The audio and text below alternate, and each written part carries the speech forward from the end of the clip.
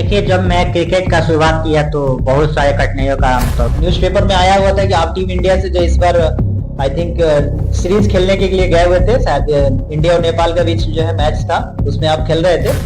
और जब मेरे को पता चला कि मतलब दिव्यांग खिलाड़ी भी मतलब मैच खेलते हैं, क्रिकेट खेलते हैं, जिस तरह इंडिया में आईपीएल मैच होता है, और आपने जो टीम इंडिया में सिलेक्शन किए हैं और उस खुशी का मतलब आप सेलिब्रेशन हमारे साथ शेयर कीजिए। और इस मुकाम पर अपने आज पहुंचे हुए हैं। तो कौन सा पल रहा होगा आपके लाइफ में जब आपने ये ठान लिया होगा कि अब नहीं रुकना है? और मात्र 2 ओवर मेरे को मिला हुआ था। 2 ओवर में मात्र 2 विकेट लिया।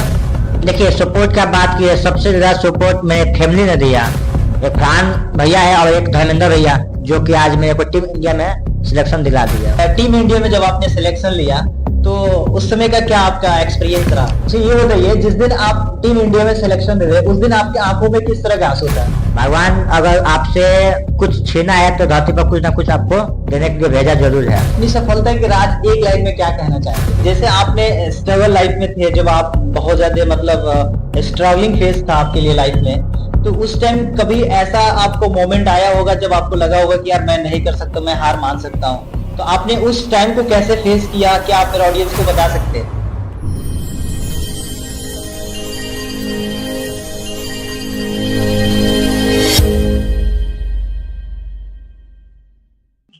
Good morning guys, welcome back my YouTube channel HSC with Sohail sir.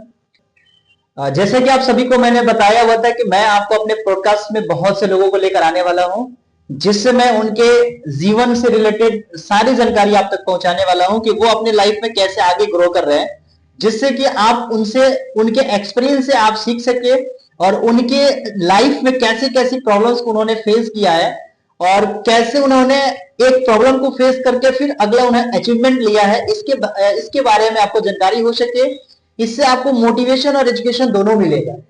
इसी के क्रम में मैं अपना पॉडकास्ट वीडियो लेकर के आ चुका हूं और आज हमारे साथ बहुत ही खास मेहमान बैठे हुए हैं, जिनसे मैं अभी आपको रूबरू करवाऊंगा।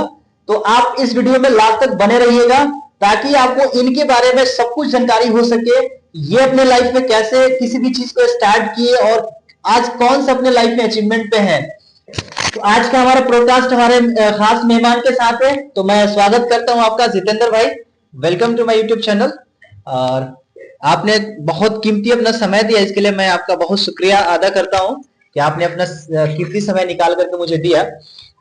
हम लोग थोड़ा देर तक बात करेंगे, मतलब थोड़ा सा हम लोग जर्नी से लेकर मतलब इनिशियल स्टेज से लेकर के जब आपने इस कैरियर को स्टार्ट किया था वहां से लेकर के कैरियर में जो अचीवमेंट आपके पास अभी के डेट में है, यहाँ तक का सफर आपका कैसा रहा, इसके ऊपर हम लोग चर्चाएं करेंगे। तो मैं सबसे पहला आपसे सवाल जानना चाहता हूँ कि आपका नाम और आपने जो टीम इंडिया में सिलेक्शन किए हैं और उस खुशी का मतलब आप सेलिब्रेशन हमारे साथ शेयर कीजिए। सबसे पहले आपको बहुत बहुत धन्यवाद और आपके एपिसोड को जो मुझे आप आमंत्रित किया और अपने एपिसोड में मेरे को बुलाया।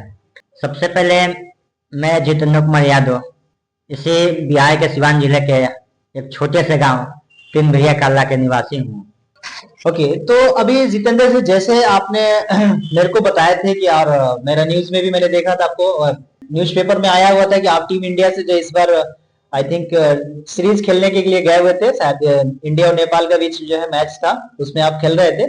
मेरे को बहुत अच्छा लगा कि एक ऐसा लड़का जो गांव से बिलोंग करके और इतना बड़ा अचीवमेंट हासिल किया, तो उसी के ऊपर सारी चर्चाएं हम लोग करेंगे, है ना। मेरा नेक्स्ट सवाल आपसे होगा जितेंद्र जी की जैसे आपने स्ट्रगल लाइफ में थे, जब आप बहुत ज्यादा मतलब स्ट्रगलिंग फेज था आपके लिए लाइफ में, तो उस टाइम कभी ऐसा आपको मोमेंट आया होगा जब आपको लगा होगा कि यार मैं नहीं कर सकता, मैं हार मान सकता हूँ? तो आपने उस टाइम को कैसे फेस किया, क्या आप मेरे ऑडियंस को बता सकते हैं? देखिए, जब मैं क्रिकेट का शुरुआत किया तो बहुत सारे कठिनाइयों का मतलब सामना मैंने फेस किया। शुरू से ही मतलब मेरे को क्रिकेट में बहुत ज्यादा मतलब लगाव था, क्रिकेट से ही। और हर बच्चा मतलब क्रिकेट खेलना मतलब उसका शौक होता है। तो मैंने बचपन से ही क्रिकेट में सबसे ज्यादा समय दिए। और जब मेरे को पता चला कि मतलब दिव्यांग खिलाड़ी भी मतलब मैच खेलते हैं, क्रिकेट खेलते हैं, जिस तरह इंडिया में आईपीएल मैच होता है, सेम मतलब दिव्यांग का भी मैच होता है। ये सब मेरे को जब जानकारी मिला तो हम भी शुरुआत किए अपना जिला लेवल से। पहले जिला लेवल खेले, उसके बाद स्टेट खेले, उसके बाद नेशनल खेले, उसके बाद इंटरनेशनल खेले। और सारे मैचों को खेलते खेलते आज मेरे को टीम इंडिया में जगह मिला, जो कि नेपाल और इंडिया के बीच में जो सीरीज चला था रांची में जो खेला गया 13, 14, 15 दिसंबर को, उसमें मेरा नाम मतलब चयनित किया गया था। बहुत बढ़िया आपने बताया अपने बारे में। इसके बाद मेरा नेक्स्ट सवाल आपसे है जितेंद्र, कि जैसे आप जैसे अभी बता रहे थे दिव्यांग जो है बच्चे भी खेलते हैं, तो मैं सबसे आपसे एक इम्पोर्टेंट सवाल करना चाहता हूँ कि क्या कभी आपको ऐसा कमी लगा, आपको जो फिजिकली चैलेंज था या फिर लोगों की सोच, आपको सबसे ज्यादा डिस्टर्ब कौन सा चीज किया, लोगों की सोच या आपकी फिजिकल चैलेंज? देखिए, भगवान ने मेरे को धरती पर सही सलामत नहीं भेजे थे। आगे चल के मेरे को एक्सीडेंट हो गया, जिसके चलते एक मेरे को पाँव मतलब खोना पड़ गया। अब इस क्रिकेट के लाइन में जब आए तो बहुत सारे लोगों ने मेरे को ताना भी दिए, बहुत सारे ताना हम बर्दाश्त किए, सहे भी। लोग बोलते थे कि तुम क्या क्रिकेट खेलोगे, मतलब बहुत सारा मतलब बात हमको बोले जो दिल पर लग गया। उस बात को हम सीरियस लिए अब अपने, अब इस मुकाम पर अपने आज पहुंचे हुए हैं। अच्छा, मैं आपसे जानना चाहूंगा कि वो कौन सा पल रहा होगा आपके लाइफ में जब आपने ये ठान लिया होगा कि अब नहीं रुकना है, मतलब अब कुछ करके दिखाना है, अब कुछ इस समाज को जो लोग मेरे प्रति निगेटिव बोल रहे हैं कि ये नहीं कर सकता है या फिर इसके अंदर में ये कमी है या फिर इसके ये चैलेंजेस है, तो उस टाइम पे आपने कब ये मतलब ठान लिया, कब ये डिसीजन ले लिया कि अब कुछ करना है, अब रुकना नहीं है? देखिए, जब क्रिकेट हम खेलना शुरू किए ना, तो समाज में मेरे को बहुत लोगों ने मेरे ताना मेरे को दी है, और उस ताने को हम अपने दिल में ऐसा मतलब एक घाव की तरह लगता है। जब लोग बोलते थे कि तुम दिव्यांग हो, तुमसे नहीं हो पाएगा, तो हम 2022 में उस बात को हमने अपने दिल पर सीरियस लिया, और उसके बाद 22 से लेकर 2025 यानी 3 साल कंटिन्यू इतना मेहनत किए हम कि जो आज हम टीम इंडिया में मेरा नाम सिलेक्शन हुआ और मैच भी खेले, और उस टीम इंडिया में मेरे को फाइनल यानी जो लास्ट मैच हुआ फाइनल, उसमें मेरे को 11 में मतलब चयनित किया गया, और मात्र 2 ओवर मेरे को मिला हुआ था। 2 ओवर में मात्र 2 विकेट लिए।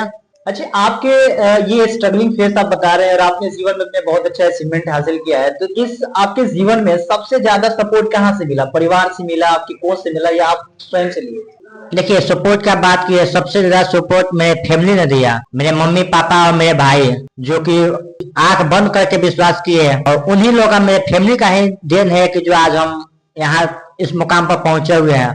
और साथ साथ हमारे कोच जो हमारे एक पटना के धर्मेंद्र जी है, उन्हीं का मार्गदर्शन पर हम चले और आज मेरा सिलेक्शन हुआ। और एक सिवान का हमारे जो कोच है फरहान भैया, ये 2 हमारे मतलब जीवन का जो गुरु है, एक फरहान भैया है और एक धर्मेंद्र भैया, जो कि आज मेरे को टीम इंडिया में सिलेक्शन दिला दिया। चलिए, बहुत बढ़िया। अभी हम लोग क्लोजिंग की तरफ चलेंगे जितेंद्र जी। काफी देर से हम लोग बातें कर रहे हैं, चर्चाएं कर रहे हैं, आपसे बहुत सारे सवाल मैंने किया और आपने उसको बहुत ही अच्छे अंदाज में उसका जवाब भी दे रहे हैं। बहुत अच्छा लग रहा है मुझे, खुद पर्सनली बहुत अच्छी लग रही है कि एक ऐसी कहानी जो कहीं ना कहीं बहुत बड़ा चैलेंज था और समाज आज के डेट में बहुत सी बातें कहता है, और उस समाज को अपने दिखाने के लिए ठान लिया, डिसीजन लिया और उसको आपने प्रूफ किया। बहुत सारे लोग ठानते तो हैं लेकिन उनका कहीं ना कहीं स्ट्रेंथ होता है वो वीक हो जाता है और कहीं ना कहीं वो बीच में छोड़ के चले जाते हैं। तो बहुत सारे चीजों को आपने संघर्ष किया, बहुत बड़ी ऊंचाइयां हासिल किया, अचीवमेंट आपने हासिल किया। एक मेरा सवाल आपसे ये है कि टीम इंडिया में जब आपने सिलेक्शन लिया तो उस समय का क्या आपका एक्सपीरियंस रहा?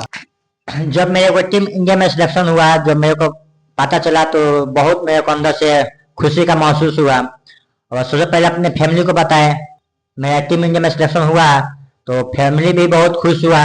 और मेरी मम्मी ने अपना दुआ मतलब जो होता है ना अपने बेटे के लिए मतलब अर्जित करती है भगवान से, तो मेरे लिए घर के लोग दुआ भी मांगे, मेरा बेटा आज टीम इंडिया में सिलेक्शन भी कर लिया।